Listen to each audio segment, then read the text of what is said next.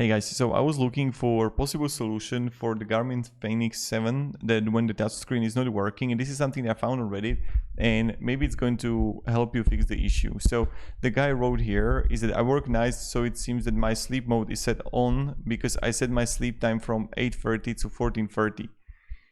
I double check the sleep settings under the system menu and it does show the touch being enabled when sleep mode is enabled.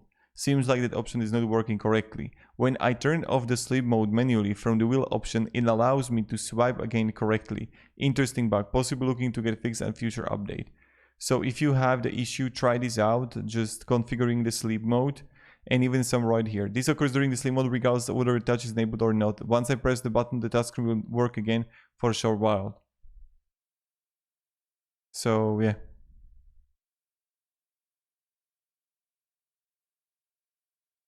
This is like interesting book. Bug. Have a great day guys and goodbye.